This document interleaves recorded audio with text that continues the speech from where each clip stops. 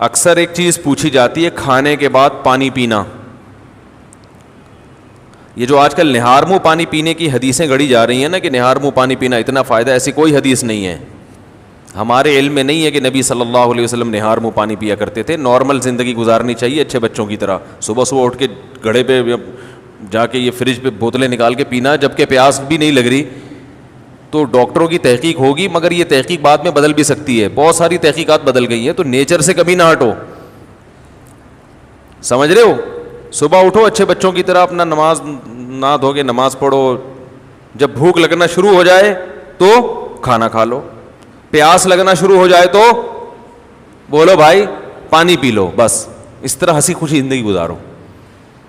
اور تھوڑا ایکٹیویٹی رکھو, کوئی بھاگم دوڑم, کچھ چلت پھرت رکھو, فٹ فاٹ رہو گے انشاءاللہ. بھیلا وجہ اٹھ کے پانی چڑھا رہا ہے. کئی لوگ مبتلا ہو چکے ہیں اس میں. فائدے ہیں اس کے, میں نہیں کہتا کہ فائدہ نہیں ہے, سائڈ افیکٹ بھی ہیں. جو بھی کام آپ ایک نیچرل لائف سے ہٹ کے کرو گے نا, اس کے جہاں فائدے ہوں گے وہاں کچھ ایسے نقصان ہو رہے ہوں گے جو آپ کو بعد میں پتہ چلیں گے. اور بعض نقصان تو ایسے ہوتے ہیں جو پتہ ہی نہیں چلتے کہ یہ اس کی وجہ سے ہوئے ہیں. اس لیے نارمل اچھے بچوں کی طرح زندگی گزارنی چاہیے. کوئی بیماری ہو, اس بیماری میں ڈاکٹر بطور دوا کے تجویز کرے تو ٹھیک ہے. کوئی بیماری ہو گئی نا آپ کو, اس میں بطور دوا کے, بطور علاج کے, وہ ایک الگ چیز ہے, وہ ٹھیک ہے. لیکن نارمل آدمی کو, جوان آدمی کو ایسی ایکٹیویٹیز نہیں کرنی چاہیے. اچھے بچوں کی طرح سیدھا تمیز سے, جیسے اس کے باپ دادا زندگی گزارتے آئے تھے. جانوروں کو دیکھا کبھی صبح اٹھتے ہی پانی پی رہے ہوں جا کے ہیں؟ صبح اٹھتے ہی سارے جانور, ان کو کیا چاہیے, بھوک لگنا شروع ہوتی ہے, کھانا کھاتے ہیں. تو نبی اسی طرح یہ بھی بہت ہے کہ کھانے کے بعد پانی نہ پیو, کھانے کے بعد پانی نہ پیو. سنا ہوگا آپ نے, سب سنتے ہیں کھانے کے بعد پانی زہر ہے, یہ ہے, فلانا ڈمکانا ہے. اس بارے میں کچھ لوگ حدیثیں بھی بیان کرتے ہیں. نبی صلی اللہ علیہ وسلم کی سیرت جب ہم دیکھتے ہیں تو آپ صلی اللہ علیہ وسلم نے کھانے کے بعد پانی پیا بھی ہے, عمل سے بھی ثابت ہوتا ہے کہ پانی پیا ہے. اور نبی صلی اللہ علیہ وسلم نے جو قولی حدیث ہے اس سے بھی پتہ چلتا ہے کہ کھانا اور پانی ساتھ ساتھ ہیں. ابھی آدھا کلپ نہ بنانے, پورا ہونے دیں, تو ایسا نہ ہو آدھا کاٹ کے پیش کر دے. دیکھو حدیث میں آتا ہے رسول اللہ صلی اللہ علیہ وسلم گھر سے نکلے, شدید بھوک تھی آپ کو, شدید بھوک, پریشان ہو کے گھر سے نکلے. حضرت ابو بکر ملے, کیا مسئلہ ہے؟ ان کے ساتھ بھی یہی مسئلہ تھا, بھوک کی شدت نے پریشان کر دیا.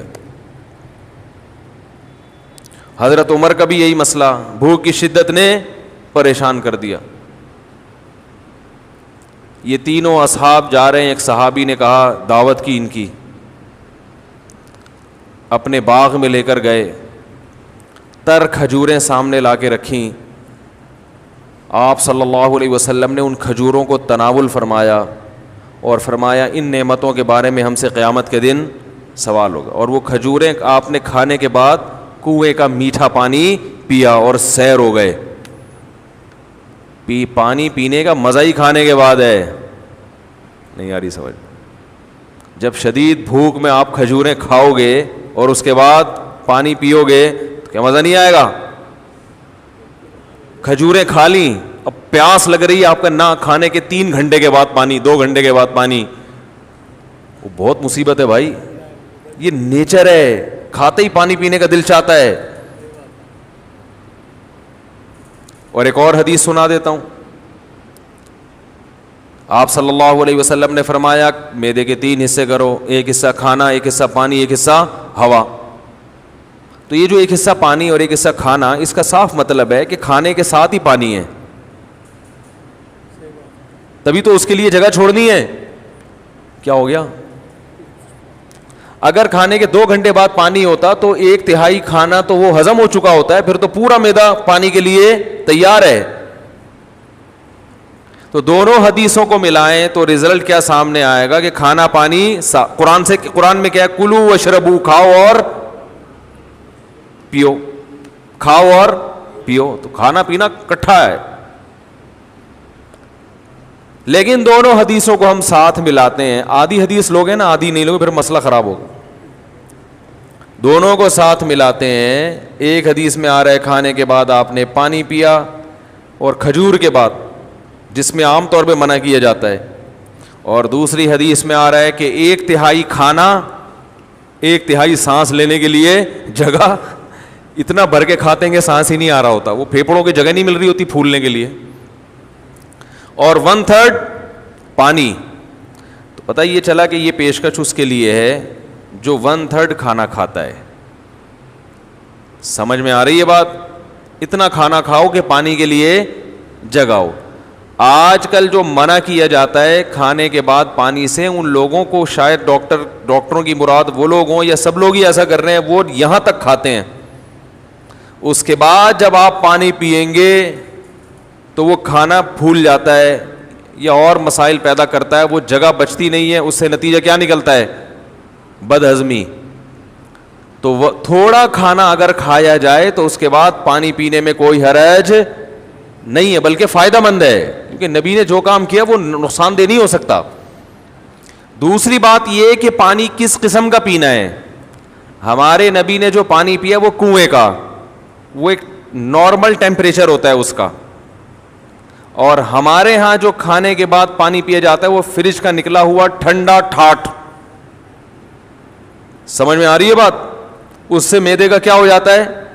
بیڑا غرق. یہ جو ہمارا معدہ ہے نا یہ وائز گھومتا ہے ایسے, یعنی میرے لحاظ سے دیکھیں نا یوں کر کے گھومتا ہے, آپ کے لحاظ سے یوں کر کے گھومتا ہے, یہ ایسے گھوم رہا ہوتا ہے یہ. تو جب آپ ٹھنڈی ٹھاٹ چیز پانی اس میں ڈالتے ہو تو اس کی جو گھومنے کی حرکت ہے وہ سست ہو جاتی ہے, اور وہ جو کھانا ہے وہ مختلف قسم کے کھانچوں میں پھنس جاتا ہے. ٹھیک ہے نا؟ جیسے ایک چیز گھوم رہی ہو نا, کوئی چکی ہے جو اپنے گھوم رہی ہے پیس رہی ہے, تو ظاہر ہے فرق پڑتا ہے نا, اس کی رفتار سلو ہو جائے تو معدے کی رفتار ٹھنڈے ہونے کی وجہ سے کیا ہو جاتی ہے, تو اس سے قبض ہوتا ہے اور درجنوں بیماریاں پیدا ہوتی ہیں.